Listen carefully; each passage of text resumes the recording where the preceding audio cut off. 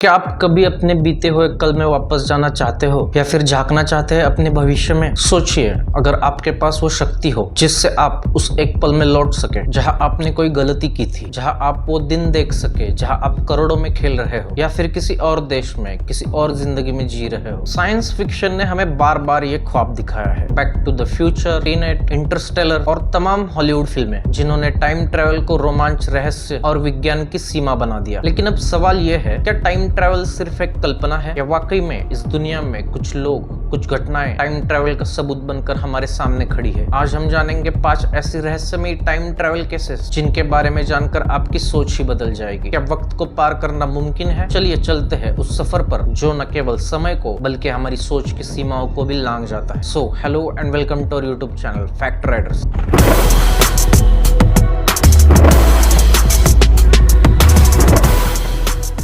Case number 1, Rudolph Fentz. ये कहानी है 1950 न्यूयॉर्क सिटी की। एक आदमी अचानक टाइम स्क्वायर के बीचों बीच दिखाई देता है, पुराने जमाने के कपड़ों में, गोल्ड वॉच, लंबा कोट, टॉप हैट और विक्टोरियन बूट्स। वो रास्ता पार कर रहा है, लेकिन तभी एक कार की टक्कर से उसकी मौत हो जाती है। जब पुलिस उसकी जांच करती है तो उसके पास मिलता है एक पुराना सिक्का जो 1800 में चलता था, एक चिट्ठी जो 1876 की थी, एक घड़ी जो उस युग की तकनीक से मेल खाती थी, और सबसे चौंकाने वाली बात, उसका नाम था रुडोल्फ। जब अथॉरिटीज ने उसका नाम खोजा तो पता चला कि 1876 में एक रुडोल्फ फेंस अचानक गायब हुआ था और आज 1950 में उसका शव सामने आया है। यह आदमी 74 साल पहले गायब हुआ था और बिना बूढ़ा हुए आज की सड़क पर मरा। तो क्या यह आदमी समय से यात्रा कर भविष्य में आया था? हालांकि कुछ लोगों ने इसे कहानी कहकर नकारा, लेकिन बहुत से रिसर्चर्स आज भी मानते हैं कि ये एक जेन्युइन टाइम स्लिप था। Case 2, time travelling air marshal sir Victor Goddard. 1935 की बात है। ब्रिटिश रॉयल एयरफोर्स के एक अफसर सर विक्टर गोडार्ड एक बार अपनी प्लेन से उड़ान भरते हैं स्कॉटलैंड की ओर। आकाश में अचानक मौसम खराब हो जाता है, घने बादल, बिजली का गर्जना और फिर सब कुछ अजीब हो जाता है। उन्हें नीचे एक पुराना एयरफील्ड दिखता है जिसे वो पहचानते हैं, लेकिन अचानक वो एयरफील्ड चमक उठता है। जहां पहले मिट्टी और जंग लगी मशीनें थी, अब वहां पर नए एयरक्राफ्ट खड़े हैं जिनके रंग उस समय के आरएएफ प्लेन से अलग थे। उन्हें जमीन पर लोग नीली यूनिफॉर्म में दिखते हैं जो उस वक्त आरएएफ में इस्तेमाल नहीं होती थी। गोडार्ड कुछ वक्त बाद वापस उड़कर बाहर आ जाते हैं। 4 साल बाद 1939 में रॉयल एयरफोर्स ने नई यूनिफॉर्म अपनाई। उसका रंग नीला था और उसी तरह के एयरक्राफ्ट्स भी इस्तेमाल होने लगे। तो क्या गोडार्ड ने 1935 में ही भविष्य की एक झलक देख ली थी? वो कहते हैं, I didn't just imagine it, I saw it,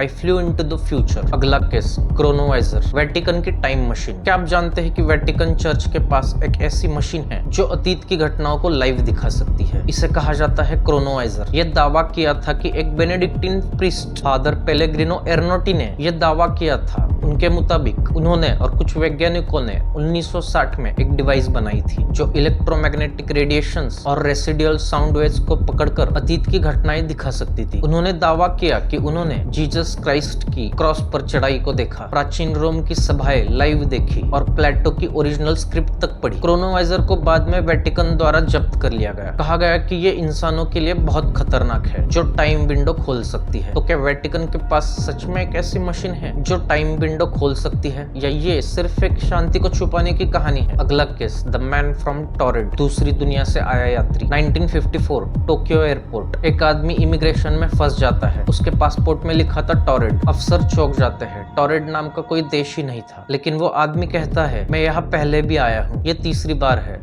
और ये मेरा देश है। उसके पास सारे वैलिड डॉक्यूमेंट्स होते हैं, वीजा, पासपोर्ट, करेंसी, सब असली दिखते हैं। अथॉरिटीज उसे होटल में रखवाते हैं, लेकिन अगले दिन वो आदमी गायब हो चुका होता है, बिना दरवाजा खोले, बिना सीसीटीवी में नजर आए। तो क्या वो पैरेलल डायमेंशन से आया था? क्या ये अल्टरनेट टाइमलाइन का ट्रैवलर था? आज भी मैन फ्रॉम टॉरेंट दुनिया का सबसे अनएक्सप्लेन्ड इमिग्रेशन केस माना जाता है। अगला केस, एंड्रयू बसाइगो, मार्स और टाइम ट्रैवल प्रोजेक्ट। एंड्रयू बसाइगो एक अमेरिकन लॉयर जिन्होंने दावा किया कि वो DARPA के एक सीक्रेट प्रोजेक्ट में शामिल थे, प्रोजेक्ट पेगासस। उनके अनुसार अमेरिका ने 1970 में ही टाइम ट्रैवल तकनीक बना दी थी। बसाइगो सैगो ने कहा कि उन्होंने गेटिसबर्ग में लिंकन का भाषण लाइव देखा और यहाँ तक कि मार्स पर जाकर वहाँ की सिविलाइजेशन से संपर्क भी किया। उनका कहना था कि टेलीपोर्टेशन और टाइम पोर्टल्स अमेरिका के पास डेकेड से है, पर पब्लिक से छुपाया गया है। हालांकि इन दावों पर आज भी सवाल उठते हैं, पर कुछ रिसर्चर्स मानते हैं कि उनके पास कुछ ऐसी जानकारी है जो सिर्फ पार्टिसिपेंट्स को ही मिल सकती थी। तो क्या टाइम ट्रैवल सच में मुमकिन है? क्या ये पांचों घटनाएं सबूत है या सिर्फ हमारी इमेजिनेशंस, या फिर शायद दोनों? टाइम